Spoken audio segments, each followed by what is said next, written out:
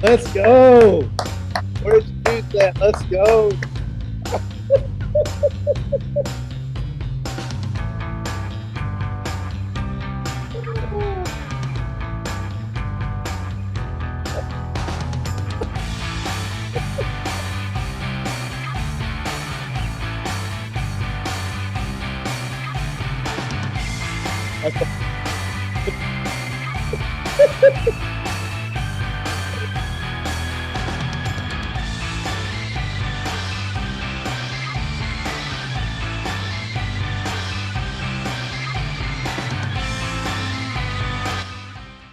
So welcome into the stream. We'll get started with the show in just a minute. Tyler's already, what's the word I would use for today? Just he's energetic. Was the mic hot? The mic was probably hot. Oh, that's it's okay. We weren't saying anything bad. You were just excited. All right, so we're gonna get started with the show in just a moment. Got to get the audio file ready to roll here. Tyler's got his rain. Ready? Thanks for everybody being with us. This is a good. You gonna do it before we hit the audio? I'll let you hit the audio. All right, here we go. All right, hold tight. Welcome into McCready and Siskey, powered by Rain Total Body Fuel. I'm Neal McCready. That is 45 minutes. That is Tyler Siskey. Start your watches now. Luckily, we have a drop-dead moment at the end of the show where I have to leave to go pick up my son, take him from one station to another. So in the event that Tyler's got, is that nicotine on demand? Yeah, it's back there. Okay, and he's got his rain. So we'll talk about a bunch of stuff. Coach's top 25 is out today. We'll talk about that. Which is really code for the media relations director. Top 25 is out today. I did it one year. I told that story. Oh, did you? Yeah, I did it as you a were GA. You were Hughes' No, daughter? I was Steve Roberts back in the day. Oh, at Arkansas I had State. my only contingency was that I had to vote Duke. He was a big Duke basketball fan. I had to vote Duke number 25 every single week. No matter what. No matter what. They were like over. That's funny. Yeah. All right, so we'll talk about that. We'll talk about this Kale Gundy thing a little bit. We're not going to just beat the hell out of it, but it's out there, and I'm once again struck by how different I am from so many other people in my field. It always strikes me. I don't mean politically. I mean just the way I look at things. I'm of the opinion that if this is all there is to the story, that action in and of itself is not fireable or resignable. Yeah, we'll get into it. So we'll get into that. Today is our Big 12 preview. We're going to just dive into Kansas football. Kansas number 1. Go Jayhawks. They did win a national title in basketball. Kudos to the Jayhawks. They got momentum. Yeah, that should carry over from sport to sport. Let's see. We'll talk about that. We're going to talk about Miami's NCAA investigation a little bit. So we'll talk about that as well. And then God only knows what else we'll get to. Tyler's back from his convention in Nashville, so we'll talk about that. Got a lot going on at Quick U. So rolling. Yeah, you got any announcements you can make? Or are you waiting? You getting close? I'll let you know about tomorrow about noon. We got another one. I think I'll close one out tomorrow at noon. If my man Dave Shoemate, he's probably listening. Me and Dave got to go in there and do work tomorrow. But we'll pick up one of them's on this Big 12 list from the convention, probably add a couple more this week and probably 4 or 5 more before the season starts, and then we'll rock and roll. That's good. A lot of people at the recruiting convention in Nashville. Ton. Yeah. It was good stuff. You like Nashville. You're a big Nashville Tennessee guy. Yeah. I mean, how do you not like Nashville? No, I like Nashville too. I always hear people go, it's too big, it's too whatever. And so when I go, I catch myself like trying not to like it. And I like it. I think I like it a little more every time I go. You know, I was working, so I had to get up and go. Yeah. Had an open bar tab one night that got a little kidney shot on that one. I heard the bar tab. Yeah. Had to do it for clients though, as part of the business. But how do you not like live music? You know, I'm a live music guy. Yeah. I don't care. I could get in trouble in Nashville. I could. My wife would not like us living in Nashville because I would Saturday afternoon go down and have a drink and listen to some live music. I could dig that. Are you a country music guy? I am. Are you just an any music guy? I'm an any music guy. Yeah. The only thing I don't like is like this new rap that claims they're rap. You know, I like old school rap. That's if I had one category that I don't like the new pop music either. I like classic rock. You know, I can go into the that stuff. I guess Kid Rock is now classic rock. I stopped liking rock music about the Kid Rock time. Yeah. I used to not like country very much, and the older I get, the more I like country. Do you listen to Chris Stapleton? Yeah, I like Stapleton a lot. He's a stud. His voice is incredible. One of my daughters is a big Chris Stapleton fan, so when we're in the car together, we'll turn him on. Yeah, I'm Chris Stapleton, Dave Matthews Band, Yeah, Alabama to Tupac. I mean, I'm all over the place. Yeah, you are kind of all over the place. I was Leonard Skinner. No, I'm not a big Leonard Skinner guy. That's un-American. But all right, boys, it's been good. No, I'm just kidding. I was doing a, as you well know, I was doing a Peloton ride today, and it was a rap Peloton. Okay. It was good. Alex Toussaint was the instructor. He'll push you a little bit. I like that, even though you're still sort of on the honor system. You know what I mean? Because he doesn't know. I mean, you could be like sitting there eating a donut, and he would not know that you're sitting there eating a donut. Wouldn't it be great if they started calling people out, like they could see you? Like, hey, let's go. Yeah, Neal, pick your shit up. Well, they can see your metrics, but there's they can't. I got you. But there's so many of you in there that they'd have to pick on individual people. Oh, Tevin, I've done some things we'll talk about here in a minute that would get me fired these days. Before we dive into that, I want to tell you this podcast is powered by Reign Total Body Fuel, 300 milligrams of natural caffeine, BCAAs, electrolytes, and zero sugar. It's got what you need to push the limits, achieve your goals. Check them out on Instagram at Reign Body Fuel to learn more. All right, so I'm trying a new one again today. This is our Rainbow Sherbet. Is it sherbet? It's sherbet, right? Sherbet. What are you having? What you're having? I'm going with white gummy bear. All right, I'm going repeat. I got a couple. This is in my rotation. White gummy bear was one of my favorites from the first few weeks. You get to go back to your rotation start next week. Okay. I'll tell you, we've had an impact on sales at the Oxford Kroger. It's a Reign skeleton. I mean, it's like, what happened? I don't know. It's good. It's a good thing. Yeah. Where was I? I was at the other day. I went to, my wife kicked me out of the house. I had to go pick up Jackson, and I had to go by the store, and I was like, hey, let me grab a Reign or two. It's like crickets, man. It couldn't find anything. Yeah, stuff pushed back into the back. I know. I was moving stuff over, but it is what it is. All right, we have a super chat. We got to always recognize the super chats when they happen. Let's close this. Kyle Wilson says, Reign Body Fuel and alcohol. What drinks would you recommend? All right. Let me go experience. Or have you tried it yet with alcohol? No, I'm not. All right. So, I mean, I'm going to be honest with you. I'm going to be honest with you. Several times. I'm not a lightweight as it pertains to drinking, as you know. I've heard. I'm probably more. Rumor, allegedly. Probably have built up more tolerance than I'd care to admit. But since I've been doing the fat chemistry, beer doesn't faze me. I'm fine. I mean, like if I have like 10 or 11, but I can have 3 or 4 beers and I'm good. Okay. Wine doesn't faze me anymore, I guess, because my body is like, oh, we're drinking wine for the 347th day of the year. The grapes, healthy grapes. But I love bourbon. But if I drink bourbon now, and I presume I presume vodka would be the same way. It's like straight into the bloodstream, boom, out. Really? Yeah. We need to take shots one day on the show live. It's nuts, man. I mean, I have to be really careful. Yeah, that'd be good. I'm going with, depends on the time of the year, but I'm a big melon mania with vodka. Okay. That's on point.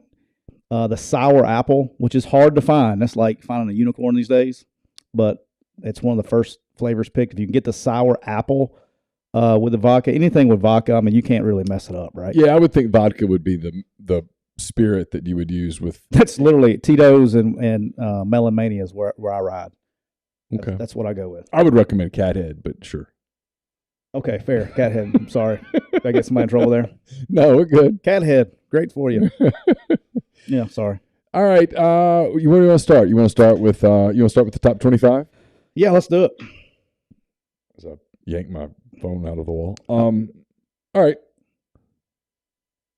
Top 25. I need to go to the text that I sent you, I think. It's fair. I actually have got tabs. I'm like, look, I know what I'm doing over here. Yeah, you are organized. I'll give you credit. All right, top 25. This is the coaches poll. Came out today. Again, we're about 3.5 weeks from the start of the season. I guess 2.5 weeks from week 0. No surprise, Alabama's number 1. No. Yep, imagine that. Ohio State 2. No shock. Georgia 3. No shock. A little surprise for me here. I don't know why. Clemson is 4. Notre Dame 5. The last part of the top 10 is Michigan at 6, A&M, Utah, Oklahoma, Baylor. That rounds out the top 10.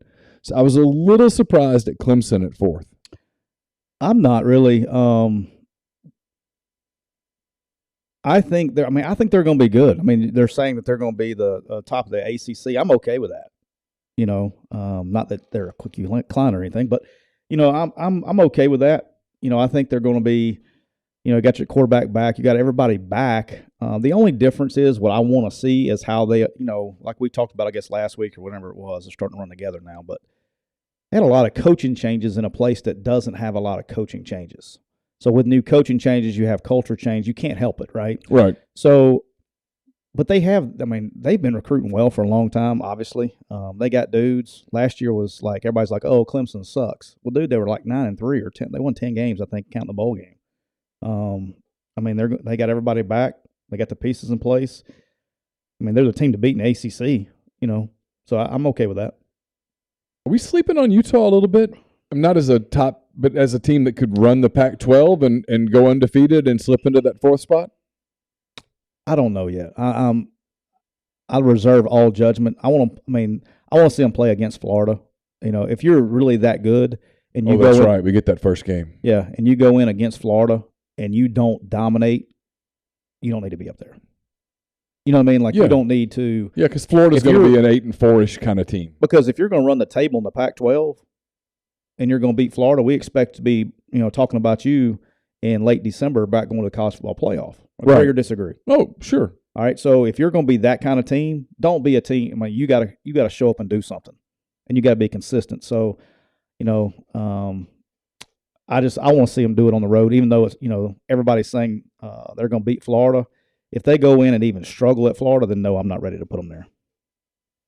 We haven't talked about Notre Dame because they're not in a league. Brian Kelly, they won't be there long. They got to play Ohio State week 1. Oh, we get that game week 1 too? Oh yeah. See, I can already tell you. On one hand, I'm glad I'm going back to the games. I'm glad to be back in the stadium. On the other hand, I already know that I'm going to see less football by being in a stadium than I got to see being in here flipping channels. Right. And I'd put one game there, one game there, one game on my computer. I could put a game on this computer. Well, I won't have that luxury at Vaught Hemingway that day because I'll have a game in front of me and I'll have my computer. I can put one game on my computer, but I got to write. Right. You're just distracted. I can already tell I'm going to miss seeing as much football as I got to see the last couple of years. Yeah, I don't know how you do it. Now, it's just hard. It's the same way when you're coaching, right? When you're coaching, you don't ever get to see – there's teams – you don't get to see football. Now, you get to watch it on film, and you may not know until week 8, how good somebody is because you finally get them on film depending on how the swap goes and who they played and so on and so forth. But same thing in coaching. You don't get to really see football until, the bowl games really. You're watching film, but you're not watching. You don't get any Big Ten, and you may catch a game or two depending on your schedule, like we talked about. Yeah, because you wake up and you have meetings, and you got to get to the stadium, and you're not watching ball. Yeah, you got to get your team ready, and then you coach your team's game, and then you have recruits in afterwards and stuff like that, or you're getting on a bus to get to a plane to get back, and you don't see a lot of ball. The only time you get to watch college, the only time I've watched College Game Day when I was coaching was when I was at Alabama. And Nick, if they were in Tuscaloosa, Nick would go do College Game Day. And so the staff meeting started right after that. And so you would sit there and watch it and be like, all right, he's done. Here we go. Shit, here we go. Buckle up, boys. Here we go. And hoping he was going to be in a good mood when he showed up. I still think A&M's too high at 7. But that's just me. I got to get – by the way, I listened to the show, I don't know what day it was last week, your Oxford Exxon podcast. Chase really hates Texas A&M, doesn't he? He does. With a passion. Yeah, he hates Texas A&M to the point that he cannot be objective about that. Is it something I need to ask him? Is it rooted in something? No, I just think it's when he's gone there, he's been creeped out by the cult. Look, I mean, we've talked about it. We're all going to see shortly. But look, 7 being too high for them. That's the coaches poll, right? I mean, yeah, sure. And I have been high on them, correct? You like A&M? In the coaching community, in the recruiting community, any community that you want to call it besides fandom, okay, you're expecting those guys to be really good. Because I hate the narrative. I really do. I hate the narrative that just because of NIL, they've been recruiting well. They have been recruiting well for since Jimbo arrived. Jimbo's a very good coach. People can say what they want. He's a very good recruiter. You can dive into whether he's fake or he's this or he's that. Like Jay Tate, who I do a show with, hates Jimbo. I don't know why. I've always gotten along fine with Jimbo the times that I've been around him. That's the one. I listened to the greatest pod in the South driving to Nashville. He hates him. He just doesn't really like the guy. He hates him. And he's a really good dude, by the way. It's funny because when Jay and I both broke into the Auburn beat at the same time. Yep. Literally the same month. And Jimbo was on that staff. He was the quarterback's coach when the season began. And then when Terry Bowden quit. I was there. That's right. I got to see it up close and personal. I always forget that. When Terry Bowden left, Jimbo was kind of Bill Oliver promoted him to interim offensive coordinator.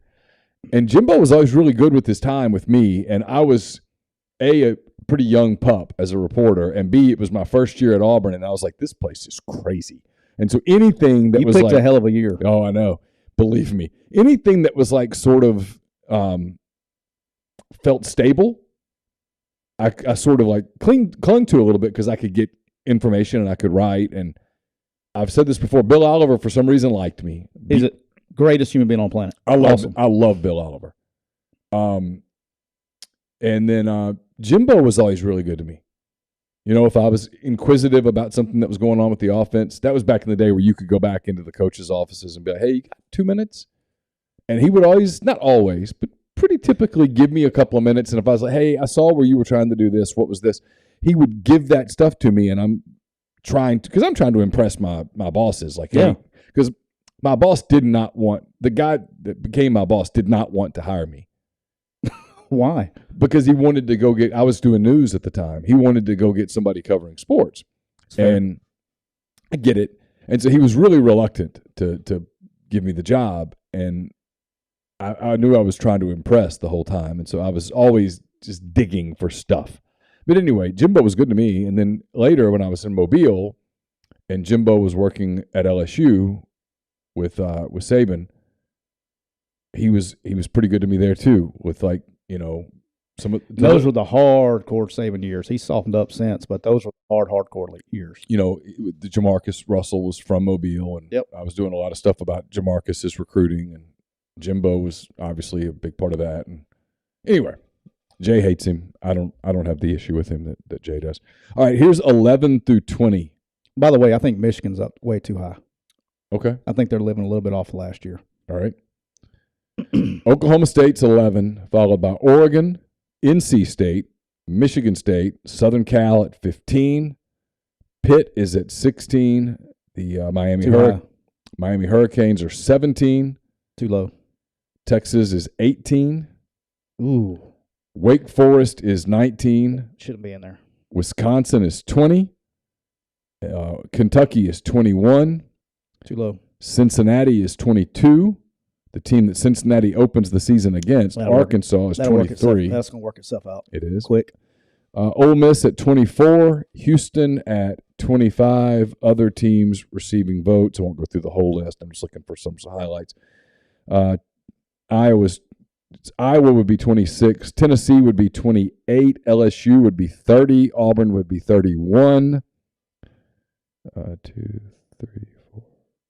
Is that how you count it? Yeah, Mississippi State would be 36. Florida would be 37. And then after that, South Carolina gets a few votes.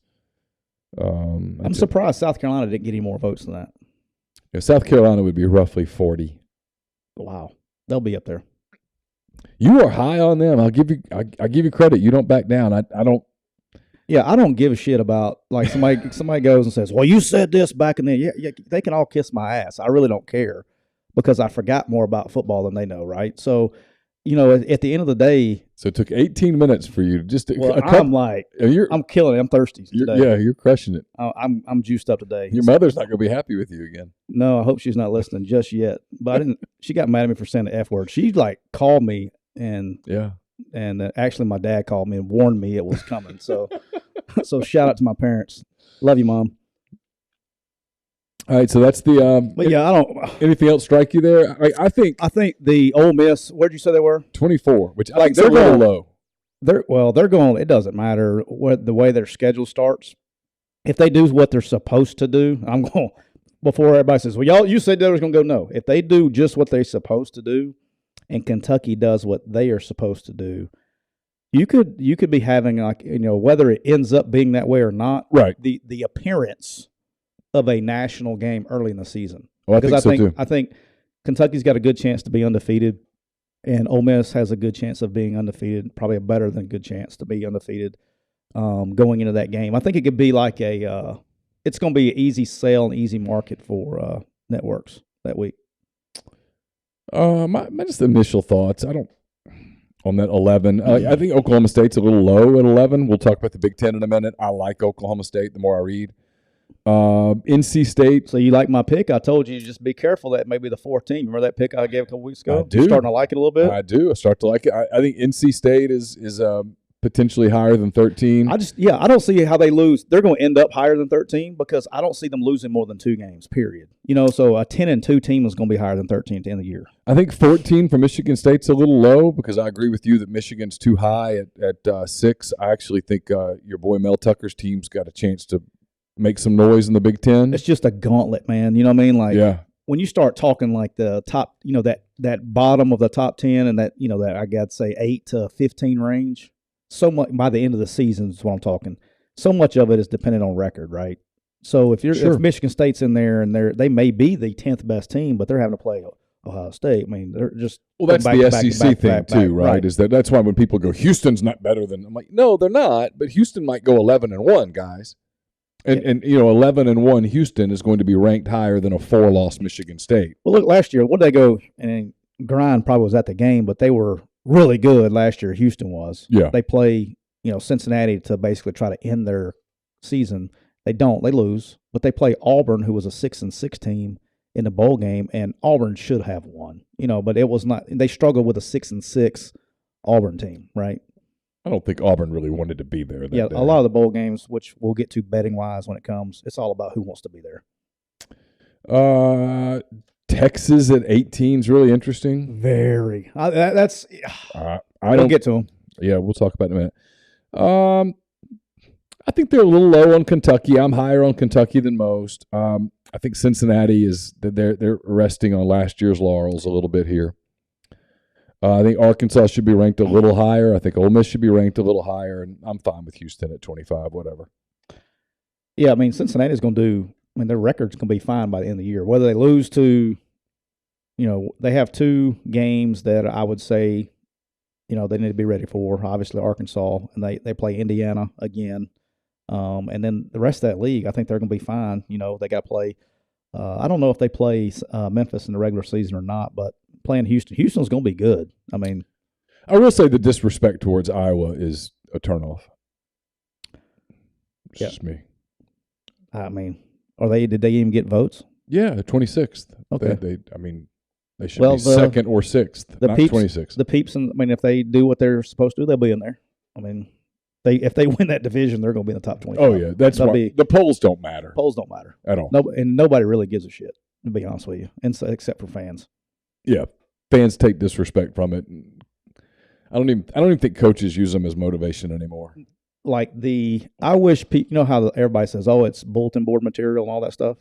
I've literally in 20 years never said, hey, do you know what this guy said about you? They're disrespecting you, saying that you're number 22. Nobody's ever used that staff that I've been a part of. Now, if you go and beat a number 1 team, you can use it in recruiting. We beat the number 1 team, but sure. But that's about the extent of it. All right, so you were in Nashville last week. I was. The 2-day personnel and recruiting symposium was at the Omni Hotel in Nashville. I'm sure the bartenders hated to see you leave.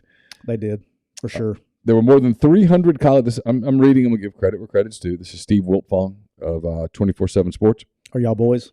I don't know him. I don't know that we've ever met. I respect his work. Yeah. 300 college football staffers were together. And they did sort of a panel, not a panel, but they sort of polled a lot of people. And this is interesting. And one of the things they asked, these were all recruiting guys. And so they asked them about these photo shoots, which I have to tell you, I despise them. All right. Okay. Yeah. 78% were in favor of only allowing them for official visits. And the other 22% have never done a photo shoot, probably. 20% liked the current rule of allowing them for unofficial and official visits, and 2% said to get rid of them completely. All right, here's the deal, and just so everybody knows, it's not as simple as, oh, look at that kid, he went and took a picture, right? The amount of organization and time that it takes for you to set one of those things up, I'm talking, it's insane. And Clay Karcher, he works with me now, but, Clay, I got so sick and tired of it. Now, this is before we went all dogs and Lamborghinis, right? This is back when there were rules that you could only do them in the locker room, things like that. At that point, which feels like 10 years ago, it was like 2 or 3 years ago, right?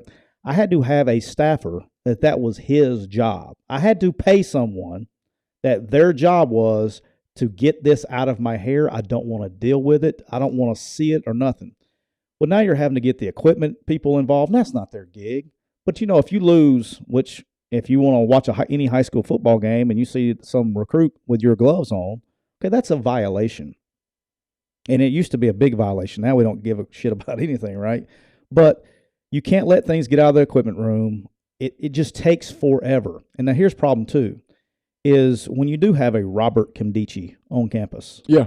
Okay, now I got to do a photo shoot for the other 75 people in his posse. That takes up all kinds of time, and you got to kiss some kid's ass that has no chance of playing on the flag football team on next Friday night. And it just takes away from the point of the drill. I'm just telling it like it is. I'm sorry. I know you are. No, I hate that's them. What you want to do here, right? We're going to tell them like it is? Look, I've talked to assistant coaches at different places who have told me that. They'll tell you that too. They'll tell you that I've gone home after one of those photo shoots and couldn't decide whether I just wanted to pour alcohol straight down my gullet and or take a shower. Yeah, it makes you feel, it does. It makes you feel creepy. Yeah. I mean, in a weird way.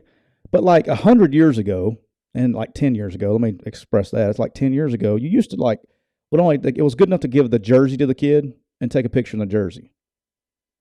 In the course of like 5 years, we went from jerseys to spinning tables and just... Well, and it's insane. So are you on the get rid of them completely or official visits? I'm cool with official visits. Right. But here's the thing. It's like in our system, okay? This is how silly it's gotten. One of the biggest pains in the ass is you'll have a kid. You may sign a kid. He may have done 4 photo shoots. May have done 4 by the time he signs. Mm-hmm. And so, I mean, how many is enough? But it's to the point that I'm almost embarrassed to say this. Inside Quick U, we actually have a section that has their jersey, their glove size, their shoe size, their helmet size, and everything else for the on campus to be able to keep track of that, so you don't have to keep asking over and over again. So that when the kid shows up, you've got all of his stuff. You've already got everything ready to go. Like we had to put that inside of our system. That's where we're at. So if a kid came for a visit though and said, "I don't want to do a photo shoot," would you immediately go, "We're not getting him"? Or I would immediately sign the kid and dance at his wedding. I mean, those are the kinds of kids you want, but. A lot of times it's not even the kids. Sometimes the kids don't want to do it. Sometimes it's mom and dad and all that stuff. But I'm cool on an official visit. That's what it's for. But the problem is you get, kids have gotten too good these days. It's like they're too good for you. So they'll come to a camp, and instead of working out and you coaching the kid and seeing if it's a fit, they'll just visit and want to do a photo shoot. Well, I'm out there trying to evaluate players, and I got to send 4 of my people that's helping me evaluate players. I got to spend my resources, go do a photo shoot with this guy while camp's going on. And the whole point with the recruiting staff is they're just spread too thin. Right. All right. And it's just, it's all the time. And I think I've told you the story, and if I've told one here, forgive me, but there was a kid, I remember we played LSU. We were playing LSU the year they won the national championship. Nobody gave us a shot in hell, which I didn't either. But we were making a game of it, and it's like an 8-point game. Ed Orgeron did everything he could to let us win that game, and we're trying, and we're a little engine that could, and we're out there, and we had a kid and his posse. By the way, and there's a high correlation to this too, but a kid and his posse that all the fans that are in here listening gave us shit about for not recruiting, by the way. Y'all can't believe y'all didn't sign them. They went here. By the way, none of those 3 kids have played a college snap yet. I just want to go on record and let everybody know that. But I'm the asshole for not signing them, right? All right, so they haven't yet to play, and they've all 3 transferred twice. All right, but we didn't sign them, right? Okay. In the middle of the game, in the middle of the third quarter, they want to do a photo shoot. They want to do it in the middle of a game. I had no idea because I'm on the sideline. I'm helping all that stuff. And so Clay Karcher tells the greatest story ever. Is he was like, we were getting our ass kicked, and I'm inside doing a photo shoot in the middle of the game, and I come back out. I'm like, what the hell just happened? And we're in the game, and like he missed the whole comeback, probably the best 17-minute stretch we had in Oxford, Mississippi. he misses it because he's in there doing a photo shoot with the kids. They take their photos and they leave in the middle of the third quarter. They left. Yeah. But we were assholes for not signing them, and they still haven't played where they went. Where did they sign? Arkansas and Tennessee. Arkansas and Tennessee. I'll tell you later. You gave me shit a little bit about it too. You didn't, but your 5-star friend, your 5 Flames. What was the guy's name? Russell. Yeah. I was gonna say, I didn't. I don't care who goes. Your 5 Flames man. Oh, those were the Memphis kids, right? Allegedly. Okay, gotcha. Yeah, one of those I'm not surprised at all. Yeah, but we're, like. All right, home visits. 70% were in favor of allowing home visits during the December-January contact period. Which is what it is now. 17% were in favor of home visits during the spring evaluation period and the contact period for seniors. Bad idea. 7% were in favor of allowing visits during the December-January contact period for both juniors and seniors. 5% were in favor of allowing home visits during the spring eval period and December-January contact period for both juniors and seniors, which would mean you would just be insane. It's just more. Here's the thing: is like I'm glad that they did this. And by the way, we'll talk about the NCAA in a minute. But I do have to give credit where credit's due. Yeah, they did show up and seem to listen, and so I want to give them credit for that. Sure, because we're talking to the wrong people. And I've said that 1,000 times. If you want to make a rule or you want to adjust a rule, how about talk to the people who do it every single day? And that's why I want this article I think is awesome. Now, the reason that they're trying to move this home visit stuff, and it's not really the home visit as much as it is what they call contact, is they're trying to eliminate the bump rule. All right? So whether you're any Power 5 school, and really, to be honest with you, most of Group of 5 schools are done with recruiting in December. All right? So we have this first signing day in December. And so I'll tell you what we do. I mean, every school does. I did it. Everybody did it. Is we're going to use from December that January contact period. Yeah. I don't care about a senior. I'm going to see the next year's kid. I'm going to go to the high school, and I'm going to stop by. Why? Because we stopped by. If you didn't stop by, now you're behind. Even if you like the kid just a little bit, you're going to stop by to say, hey, we're recruiting him, da-da-da-da. Well, all these coaches are doing more than just stopping by. They're getting the guys in a room. They're talking to them. Happens every day. Sure. Every day. And it's highly against the rules right now. Right. It's very hard to enforce because what kid is going to turn in a coach that he's trying to get recruited by? Same thing with school, all that stuff. Nobody's turning in anybody. No schools are turning in each other because they're doing it too. Of course. And so it's just hard to enforce the rule. So they're trying to make this rule to where you can do contact period at that time so they don't just like pay for play. Right? Because they can't enforce it. Now we're going to make it legal. All right. I found this one interesting because you talked about this. I don't know. I'm like you. I lose track of weeks and times. But you mentioned this was coming.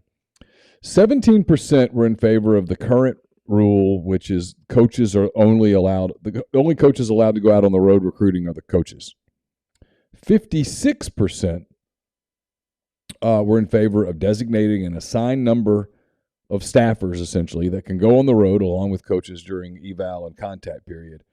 27% were in favor of allowing an assigned number of personnel staff to go off campus in the fall eval period only. This is where I think we're headed into this deal where you have a group of coaches that coach and a group of coaches that recruit. I think for sure you're heading this way, whether you like it or not. because coaches are getting burnt out. They are. Yeah, big time. Big time. I got another call yesterday by somebody that I was shocked. But they're not old. But I know this is a shocker to many people, but college assistant coaches are getting paid pretty well now. Yeah. And it's to the point to where how much is enough? And if you got enough, go find something else to do. I mean, which is sad because that's not why you got into coaching. And to see the joy being taken away from doing the job, I never worked a day in my life. That's how I felt, right? I enjoyed what I was doing. But when you're taking the joy out of coaching, this is where it's going. It's like, okay, these guys want to recruit. These personnel departments are getting built up. And so you're going to see this in a true NFL model where you're going to have a scouting department and you're going to have a coaching department, basically. And they're going to go just like pros. They're going to go over the top. They'll work the kids out and do those things. But you're going to see a very similar involvement with college coaches like the NFL coaches have with their staff. All right, this is one I think is interesting because a lot of people love to talk about the transfer portal, and the transfer portal is a huge part of college football now. But every coach I know or know of, they all feel like, hey, man, we've got to put a calendar on this. I mean, we've got to put some guidelines on it. It's insane. The recruiting people agreed. 21% were in favor of keeping the May 1st deadline, which is the current rule. 77% were in favor of the new proposal of two deadlines, basically two periods, one from the final Sunday in November until the early signing date in mid-December, and then having another transfer portal window from April the 15th to May the 1st. And I'm in total agreement, but probably not why you think. Okay. If I'm a coach or I work on a staff, the number one reason, well, let's start backwards. The number two reason is it takes some of the pressure of the crazy recruiting and stuff going on, right? Right. But the number one reason is I have time to respond and address the tampering going on with my players. Yeah. So you're going to know before that deadline if your kids are getting tampered with through the process, instead of a kid getting tampered with and gone and you never even have a chance to address it, or if you want the kid to make a counter proposal, all right, you have time to get your kids and capture them where you don't lose them. And so you know when that time's coming. And so it almost gives you a window, and this is really dumb, and I apologize, but you're going to see a lot of this if you don't. It gives you an opportunity to coach your kids hard and then recapture them. Yeah.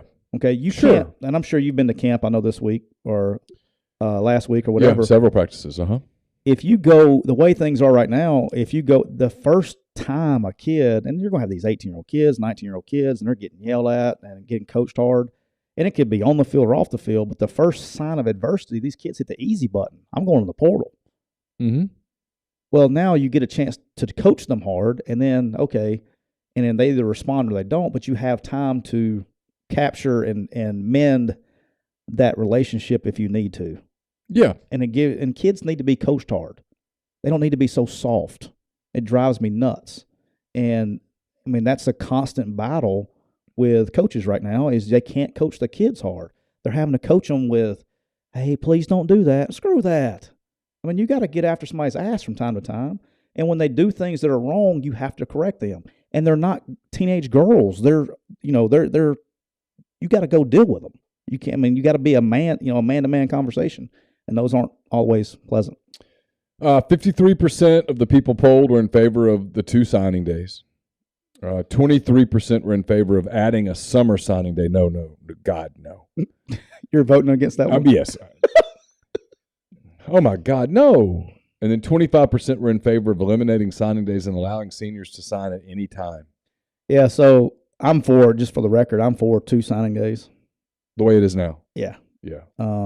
I'm actually for 1, going back to the way it used to be, but I'm okay with it. I see the value. Thought I would never get on board with it, but I'm okay with it now after going through it a couple of years. My man Rich Rod actually convinced me or had me leaning one time because he was many years ago was a part of the component of whenever the kids are ready to sign, because he's like, hey, if you don't want to deal with all this pressure of recruiting and things like that, if you know where you want to go ahead and go. I get that part. I just think that the clock would be nuts. I mean, you'd be recruiting class of 2026 kids trying to get a commitment. All right, here's one that I'm for. I hate with a passion the whole verbal offer thing. We do this. Here's what's coming. Hold on, let me finish. Here's what's coming. I hate this part that I can't stand. We get all these letters from Rivals people because remember I used to have to text you. Yeah. Is and this be real? like, hey, is this dude real? Did y'all offer him? What was the guy? Go ahead. And you'd come back. Most of the time it was yeah. Every once in a while I'd be like, no, I hadn't heard of him. Not that one. And so I'd have to send something to the people at Rivals that went, all right, hey, you know how the Ole Miss staff, they can't talk to me about a kid, yet you're asking me to talk to them about a kid. I talked to them about a kid. They don't know who this kid is. He doesn't have an offer. So you need to pull that off. At which point some 7-on-7 coach or on rare occasion, high school coach would say, no, they offered him. And I'd have to circle back and go, are you sure you didn't offer? And you'd be like, well, yeah, I'm the one running it. I know we didn't offer that kid. And I'm like, okay, I know. And I'd go back, no, he doesn't have an offer. Take his offer down. The kids, and then we had to do the thing on September the 1st every year, August 1st every year, where the kids go, see, today I have an official offer. All right, so in other words, you are admitting that August the 1st of your senior year is the first day that the offer actually has any meaning. Now, I understand on the other side that if you don't offer the kid, like shortly after he gets out of his pull-ups, that you can't get him because he's going to use that as a form. It was, hey, you got Tennessee's going to say, hey, man, remember, I know you think you like Florida, but they didn't offer you until you're midway through your junior year. We offered you when you were 12. Yeah. All right, so I'm glad you brought that up. We'll give some insight here for the fans and let them know kind of how some of these problems arise. And maybe hold that thought. Here's 75% are fine with. I'm sorry, 25% are fine with unlimited verbal offers to any age group. 75% believe it's out of control and some sort of change needs to take place. Floor is yours. I think the key part of that is some sort of change needs to take place. Like, how do you prove that? Let's say they put the rule in. Okay. Can't prove it. I mean, if they can't prove me paying for somebody, they're not going to be able to prove me having a conversation with somebody. Same thing why they're struggling to legislate tampering, right? Because you can't prove it. But let me explain. I'm going to alleviate some of your frustrations here too.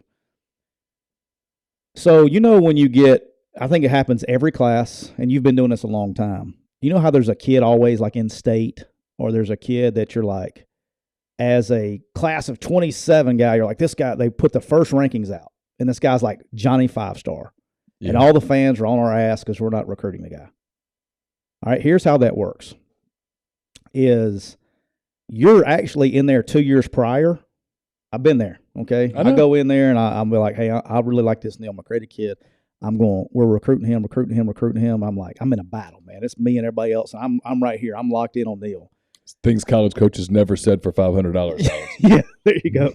And so all of a sudden, here comes his, hey, coach, I want you to meet his. And you're out in I'm in Lancaster, Texas, or whatever. Sure. Way away from home. And all of a sudden they go, hey, coach, this is his best friend, little Johnny. He's going to be a really good player. He's a ninth grade. Hey, little Johnny, I'm going to offer you too. All of a sudden, little Johnny goes home and tells all of it and goes on Twitter, blessed to receive an offer from whoever. And so now little Johnny gets a Ole Miss offer. Well, guess what Mississippi State's going to do the next day? Oh, shit, they're going to make a response offer. All right, we need to offer this guy too. All right, and then so all of a sudden, little Johnny, who can't play dead in a Western, has eight big-time offers. And now Johnny Rivals guy looks at it and goes, oh, my gosh, what am I missing? 4-star. And then those kids can't play. It's amazing. Can I tell you a funny story on here? Sure. You want to hear one? Yeah, your show too. Yeah, my show too. I was reminded of this. I'm going to have to I told this story this past week to somebody because I met one of the guys involved in it for the first time. So I'm coaching at South Alabama. All right. I recruit the city of Mobile. It's just part of my area. And I had a good relationship. I don't want to get coaches involved because there's some of them are still coaches. Okay. So I'm recruiting a kid from this school, recruiting 2 kids actually. I know the coach very well, is a friend of mine. I'm at my son's MMA competition like in a week before signing day, like a Thursday night or Friday night. I come in to watch his deal. I'm back on the road. I get a phone call from this coach. He's like, Coach, do you still have any connections to Alabama? I guess I can say Alabama. It doesn't matter. And I said, yeah. He's like, well, this kid's on Twitter claiming a Alabama offer. And I go, there's no way. Yeah. I mean, this kid's bad. Okay. Yeah. I mean, I watched him play. Yeah. And so I'm like, what's going on? So I call somebody and they're like, I mean, this kid comes up here, Coach. He said, Coach, this kid come up here and just said wants to walk on or something. We said, yeah, we got walk-on tryouts in January if you want to come. That was the extent of the conversation. All right. So he says, I got an offer from Alabama. All right. There's another SEC school. Okay. I will remain nameless. All right. The next day, offers the kid. I know the coach that coaches that position very well from that school. So I see this. I call said coach. I said, hey, man, please, for the love of God, tell me that you didn't offer this guy. And he goes, yeah, we offered him. I was like, are you effing kidding me? I said, have you seen this kid? He goes, no, I watched his tape. I said, I almost said his name. He's like 5'7", 205 and runs like a 5 flat. He can't play. And he's like, have you seen his tape? I said, yeah, that's all JV film. So he took his JV film because they were using like the same uniforms. Yeah. And puts it as his like highlight film. I'm like, that's JV. That's not even varsity. Because he was like, he's playing against good competition. I said, it's JV because he was looking at the uniforms. And so I was like, you need to get out of it. I said, you will get fired. If you sign this kid, you're going to get fired. Now, remind you, signing day is like next week. He literally got on the plane, flew down the next day, and pulled it back. Because the kid was saying he was big, he's not, all that stuff. Kid you not. The kid does a video, okay? The kid does a video, like one of these 3-minute videos. Yeah. You know, with some, hugging his grandma, got the music in the background, working hard. And he's like, we'll use Ole Miss for shits and giggles since we got some Ole Miss people on here. He goes, Final 3. Alabama, Ole Miss, Toledo, go Rockets. And I'm like, what do we, but you see what I'm saying? Yeah, like, sure. So these offers and things that go on are so outlandish, and that the fans think that sometimes you may throw out an offer to get in on the guy you really want. I think you could legislate it by doing this. Verbal offers aren't allowed until, and I realize they're going to happen anyway. Okay, I get it, but it takes away the onus of reporting them.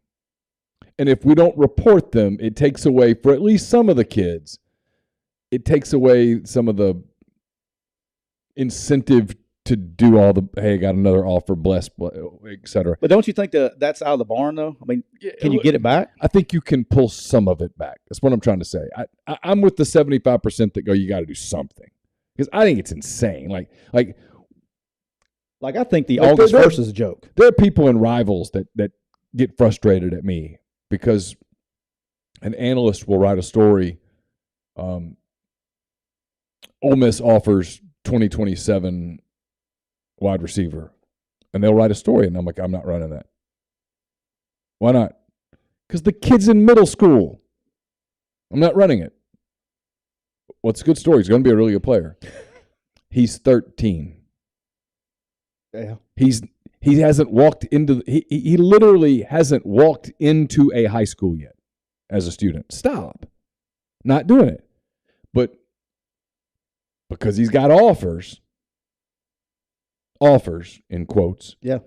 We're writing those stories, and I get it. I just wish sometimes it's not. Look, it's a first world problem here. Don't get me wrong. It's just silly. It is silly, and it's been. But I just don't think there's any way you can legislate it. And if you say, okay, you're going to legislate it, I'm just going to be honest with you. I'm not checking up. If it helps me recruit another kid, I mean, good luck proving that shit. I mean, I'm going.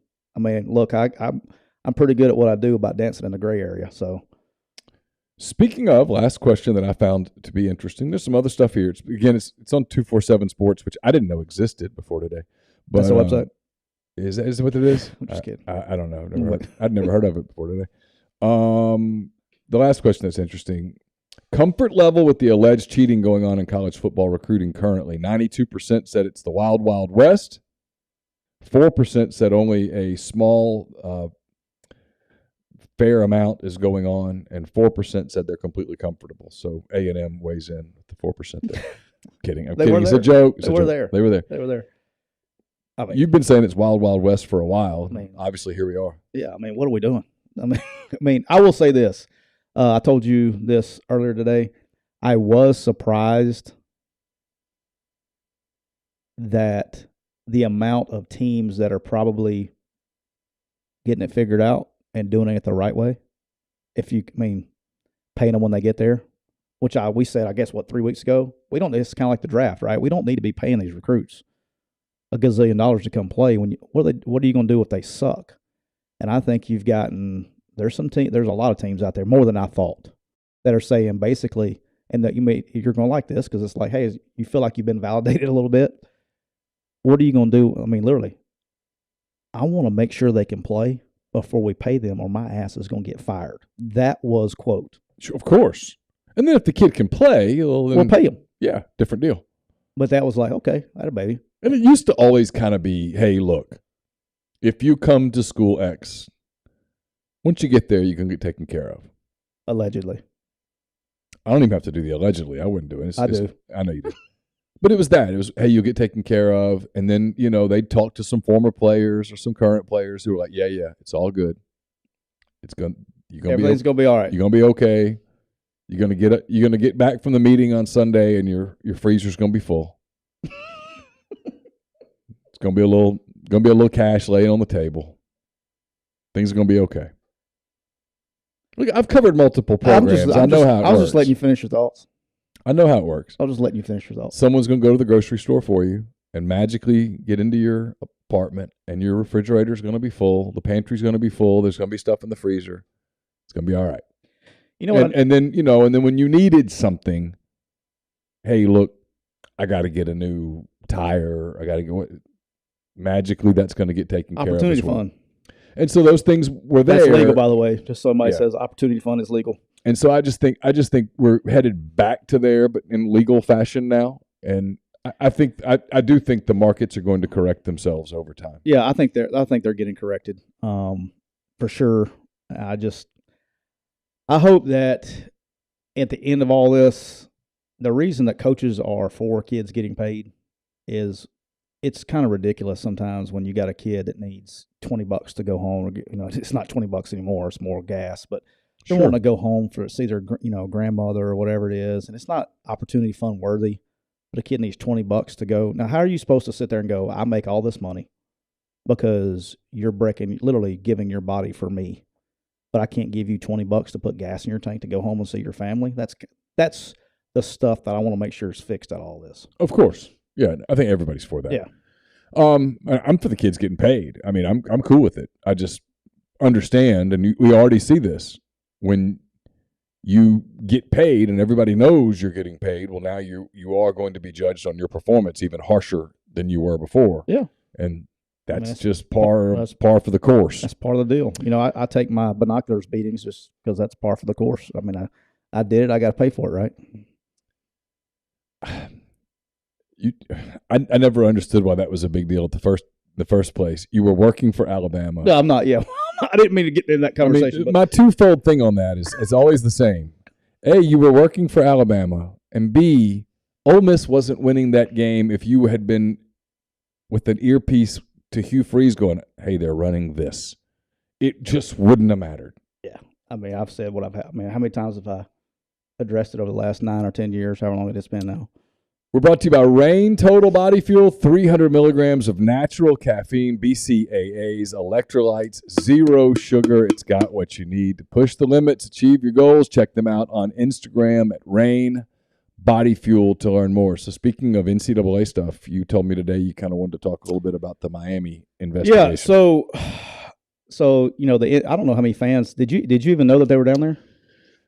I didn't. I mean, I guess I knew that they had named Miami as one of the schools they wanted to look into about NIL stuff or whatever. But, it's Ruiz, right? Yeah, John Ruiz. So for the fans that don't know, the NCAA has started an investigation, literally interviewing people in the Miami because of NIL. Okay. All right. They have picked the wrong team. Yeah, because Ruiz has been doing NIL deals not only with guys who are going to Miami, but guys who are going to FAU, FIU. Everybody. I'm sure there's some other schools as well. Yeah. I mean, he offered like NIL deals for every single school for their long snapper or specialist, whatever it was. But look, I'll say this, and y'all probably heard me say this before. A guy, like, do you know how he made his money, by the way? The dude's an attorney. Yeah. And has a billion-dollar business as an attorney. Probably has good attorney friends, I would imagine. Besides being a phenomenal attorney himself, obviously, he's probably got good friends. Probably so. Would you bet that? I would bet that, yes. All right, so I would bet he's probably fairly sharp. But here's the thing: it kind of irritates me a little bit. Is we go back? This happened like in a town called Oxford about 10 years ago. Yes. All right, when you challenge the NCAA. When you challenge them, yes, they come back at you. They're all right, mother. I'm going to come. I almost said an ugly word. My mom. You almost I did. thought about it. I saw my mom. All right, so here you go. Mrs. Siskey was about to really just. Yeah, she's not going to be in a good mood. All right, but if you challenge the NCAA publicly, guess what they're going to do? All right, we're going to come in there. Wrong. They picked the wrong one. Like, this dude is buttoned up, and he's not doing anything wrong. He's literally taking the rules that you made, and he's using them to his advantage. He's applying them to what he's doing. Period. Yeah. And now he's letting them know what he's doing. You know, he's out there in public, and they're like, oh, we don't like that. That's not what the rule's intended for. Well, guess what? That's what the rule is. And the second thing, and this goes back to, I don't know how many fans saw this, but, Tommy Tuberville and Joe Manchin are doing the NIL legislation. Yeah. The reason that everybody wants that stuff done is because every state has its own rules. And so everybody's playing by different rules. Regardless of what you think NCAA, the state of Florida says this. And he's going by the book of what he can and can't do. He has nothing to hide. As per the state of Florida. As per the state of Florida. Right. He's doing exactly what he can do.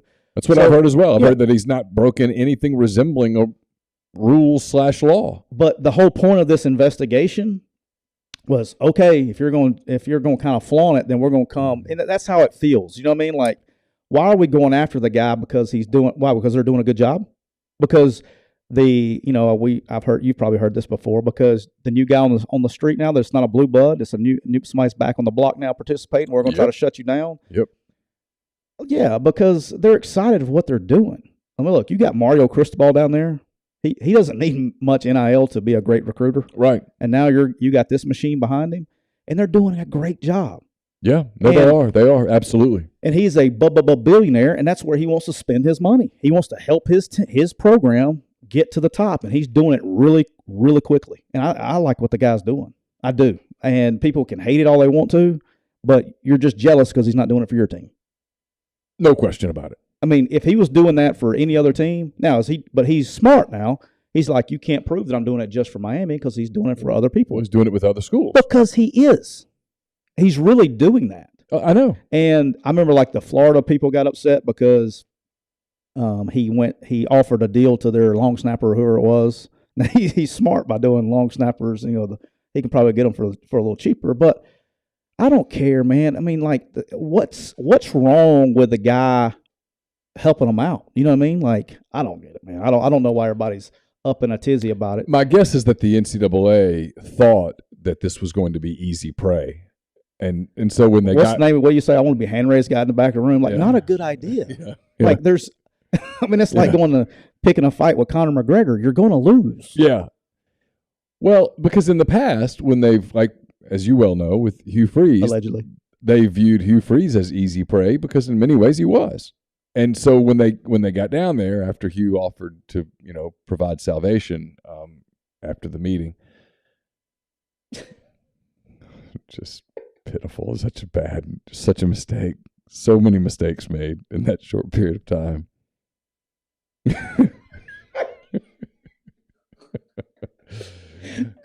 Go ahead. It's fascinating to me that in a 10-minute conversation, you could threaten to kick somebody's ass and then also offer to steer them towards eternal salvation in one day.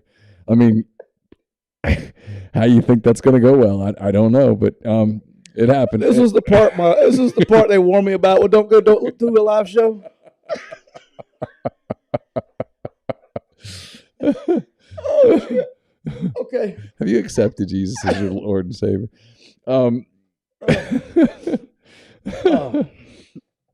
Where were you going with that exactly? Well, I just think they've always been able to go find easy targets, and they probably thought Ruiz would be one, and they got down there and discovered that no, he's not. And that's why, in my opinion, that's the reason that it's gone away. As a story, you hear nothing of. You asked me, did I know there was an investigation? It's like, not really, because they're not going to get anywhere with it. All right, so there's no soft underbelly there, and the dude is a lawyer. Was worth $1 billion. Yeah. Like, do you think he just got lucky and got a couple cases?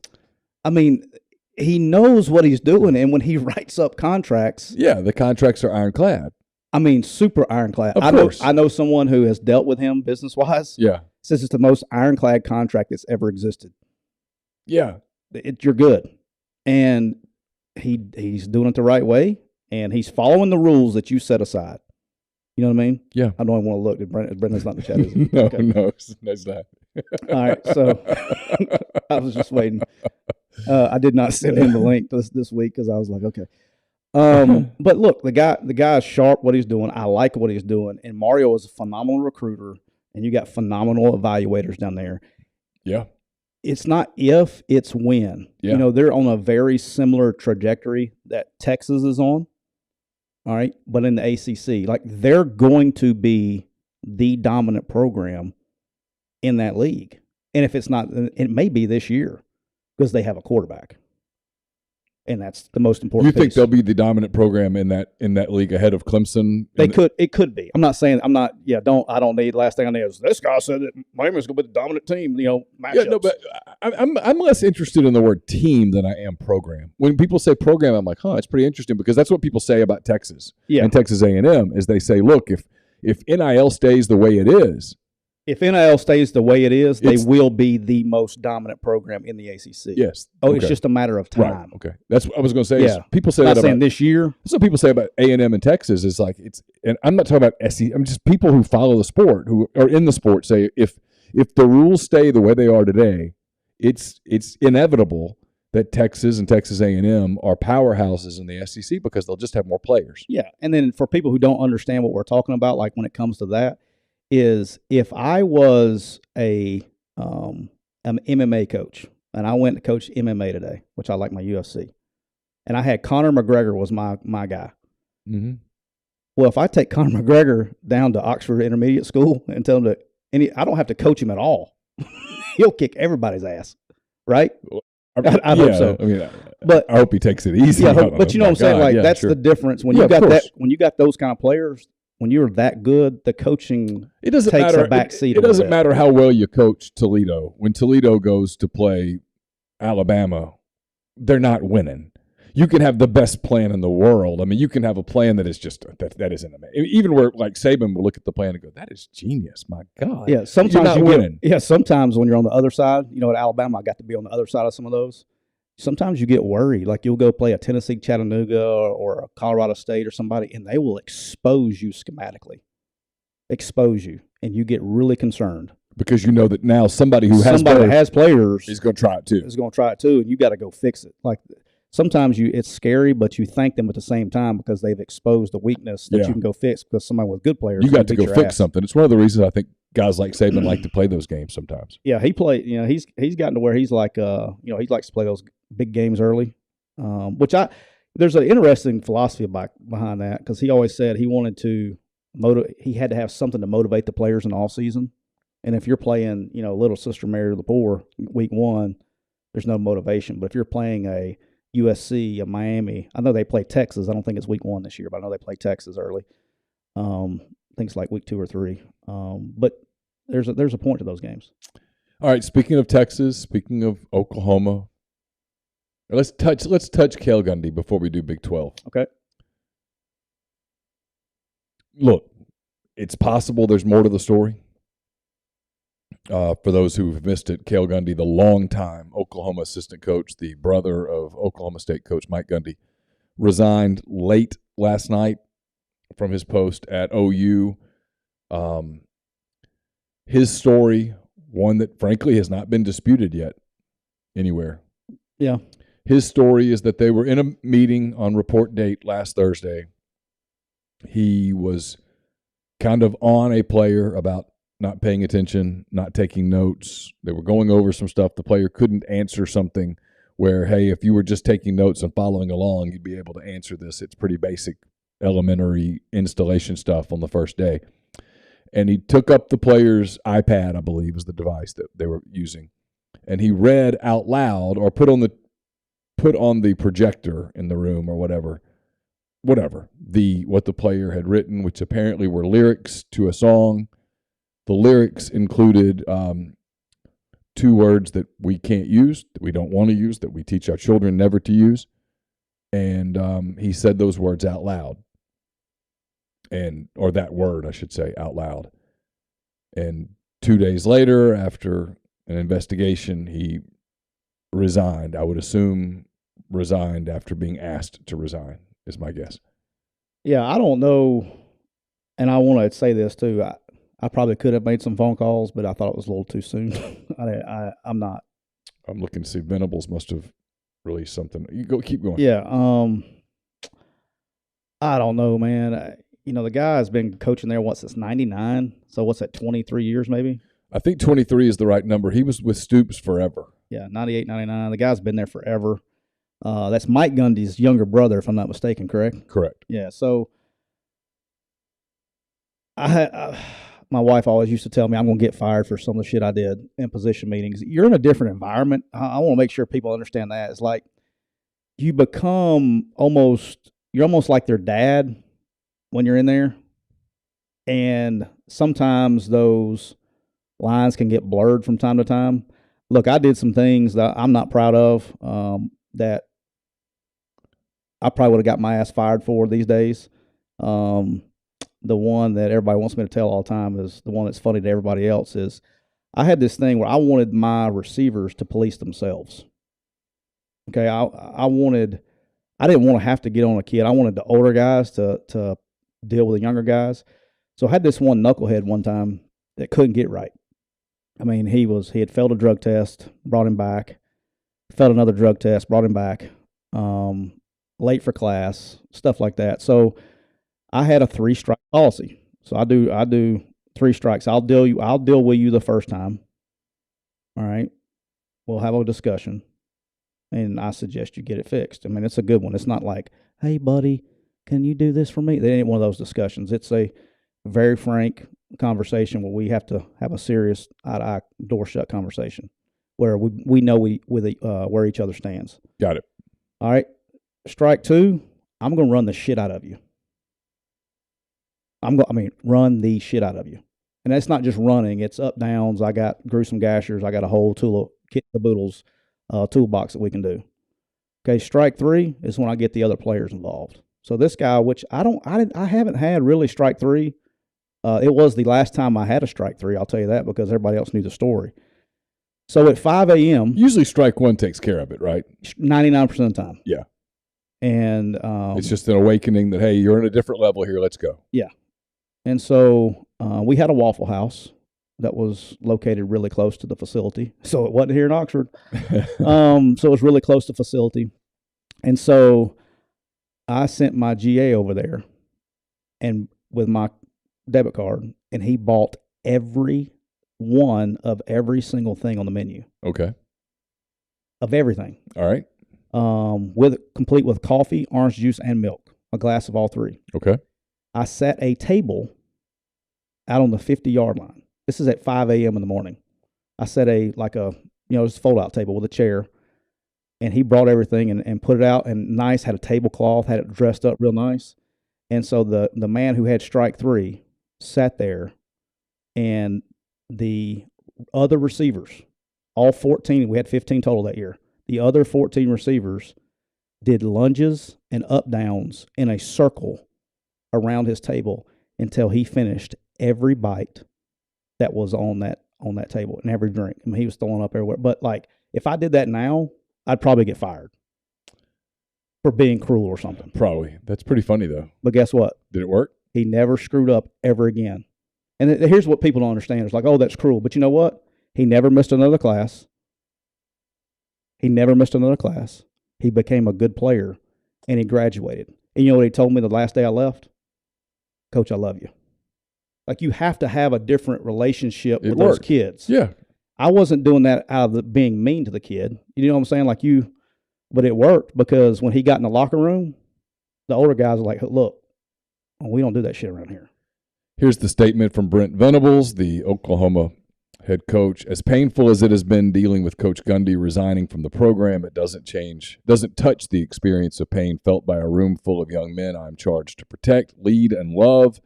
There are a few things I would like to address. Coach Gundy resigned from the program because he knows what he did was wrong. He chose to read aloud to his players, not once, but multiple times, a racially charged word that is objectionable to everyone, does not reflect the attitude and values of our university or our football program. This is not acceptable, period. Coach Gundy did the right thing in resigning. He knows our goals for excellence and that coaches have special responsibilities to set an example.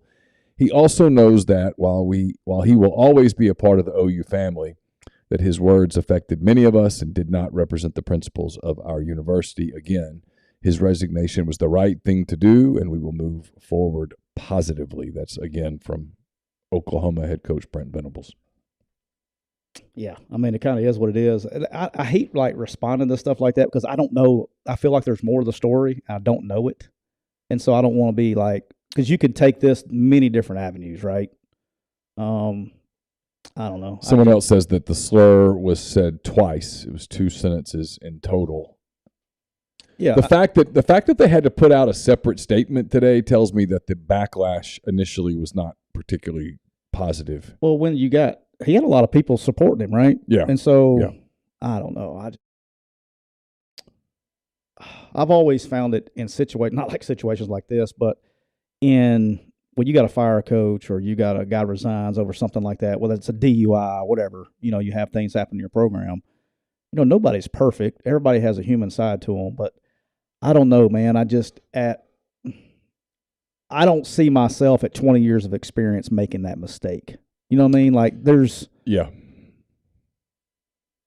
I don't know. Something, I don't know the whole story. I have not purposely. I did not call it, but it just, I've done a lot of shit and talked with my guys and we have a good time, but I don't see any situation where I get caught up. It just feels like there's more to it. I don't know. I can't help but wonder, and I said this on the Oxford Exxon podcast, I can't help but wonder if this was a coach that in Brent Venables' ideal world wouldn't be on his staff and he didn't have the capital to move on from him. Gundy had been there a long time and was one of the better recruiters there. And also, there's a part of me, and you mentioned this, I don't want to steal your thunder, if maybe Gundy looked at this and said, you know what, I've been doing this a long time. This thing's getting out of control. I've made a bunch of money. I'll just move on. Yeah, I would hate to know.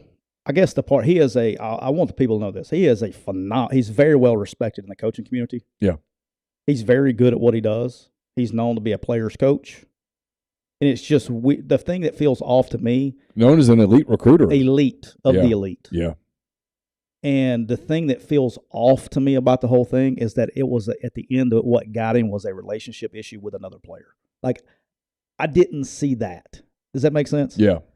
I don't know the whole story, and I hate talking about things I don't know the whole story to. But look, it kind of is what it is. But it just feels like to me I'm missing something, and I don't know everything. Now, maybe that's what it is, right? Maybe that's just maybe it's that simple as you like to say. Maybe it is just that simple. But just for me, there just feels like there's more to it, and we may never know. All right, Big 12. I did my Big 12 predictions and my 10 weekend thoughts, which you can find at rebelgrove.com. Did you? I did. Straight off your athlon? No. Does anybody else give you shit about that but me? A few people. Okay. I bought one athlon. That's all. I feel like you. It was the only. Is that a one of one edition? It's just an NFL. I wanted to read about the NFL at the beach. That's it. We were laying there all day, and I wanted to read something, so Among other things that I took down there, I took an NFL magazine. And I enjoyed it. I worked when I was calling plays. I had a very older gentleman that was working with me that, the game had changed and passed him by, right?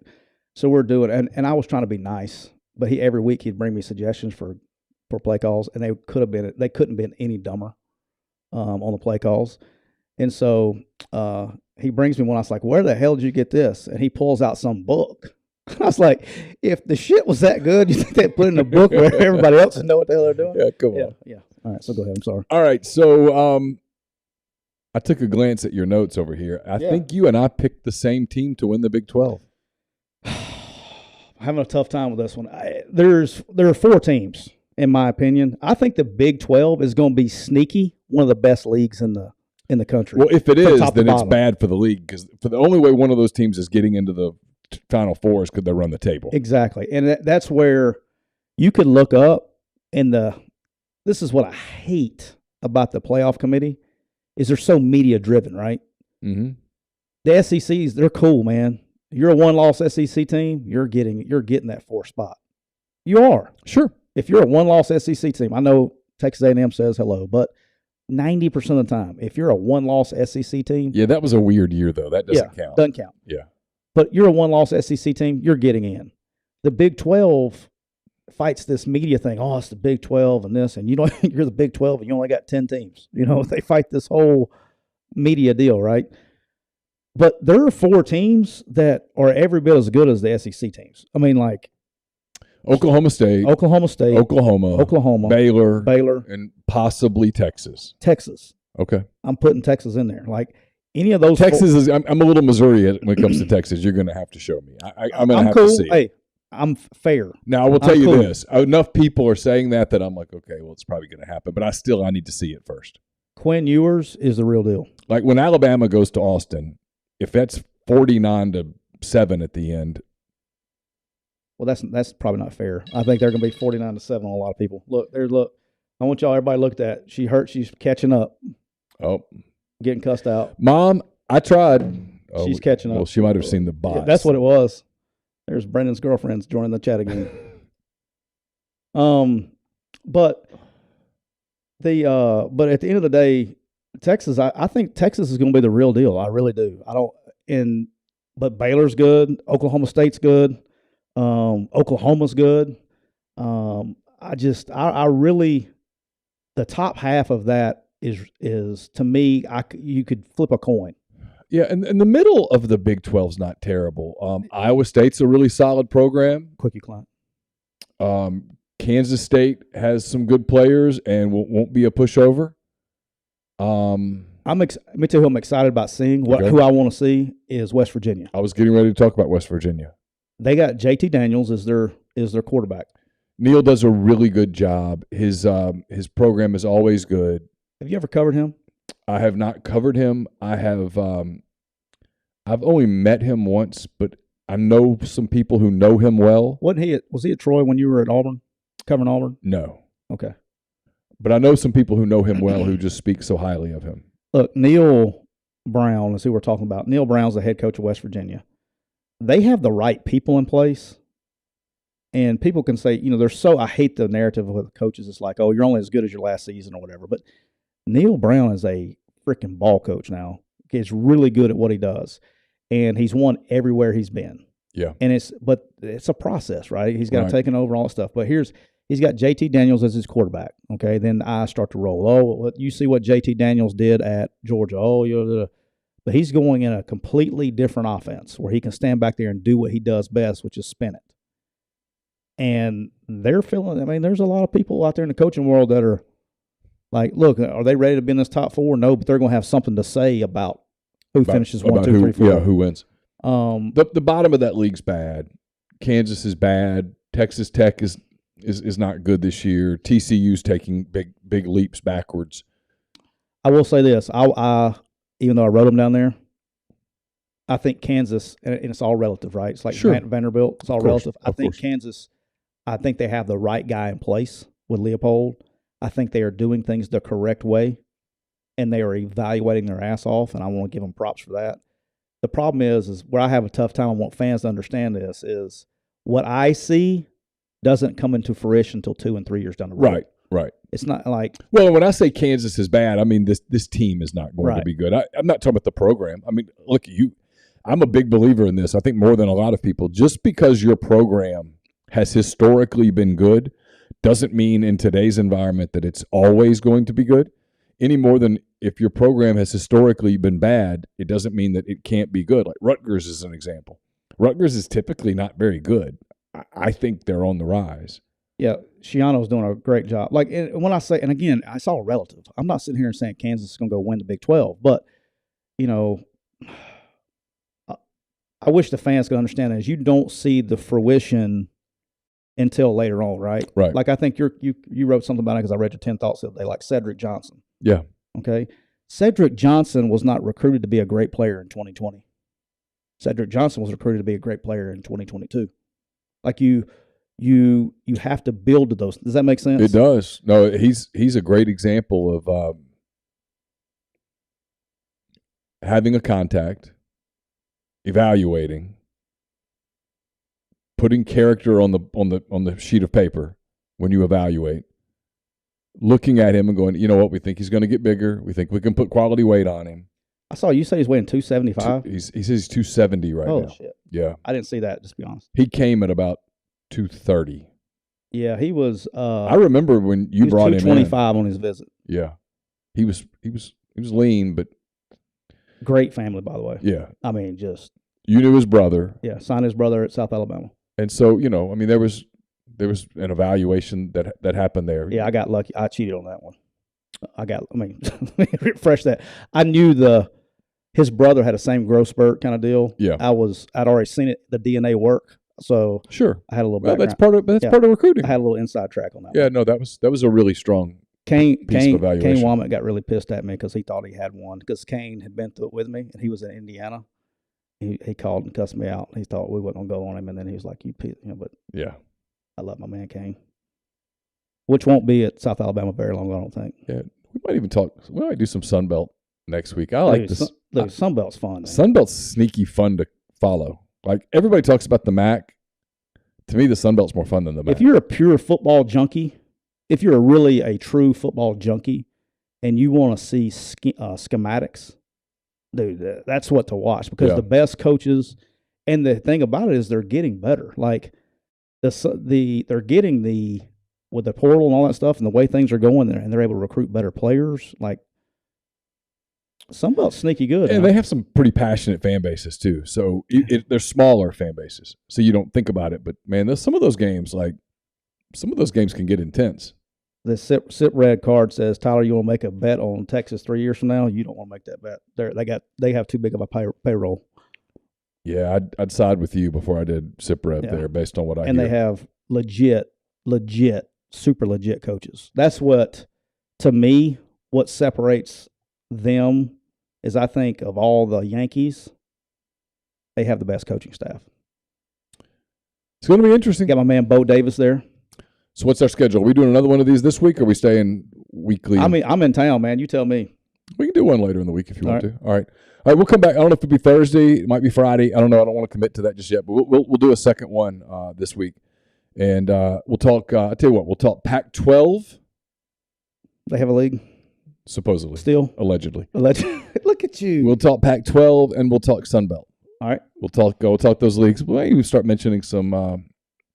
Might start mentioning some NFL a little bit, and I'll give you. We'll talk because people like to talk about preseason camp. Yeah, getting into the first big scrimmage weekend of preseason camp. We'll get into I'll ask you: is the first scrimmage the one? Let's think about this. You can think about it for the next show. Is the first scrimmage the one that you put the most weight on, or is it the one that you use as a teaching tool to get because the meat of camp, the dog days of camp are coming, right? Yeah, that's first scrimmage this coming Saturday, right? Yeah, for most programs. So when camp first starts, everybody's like full of piss and vinegar. Let's go. Everybody's like, yeah, let's do it.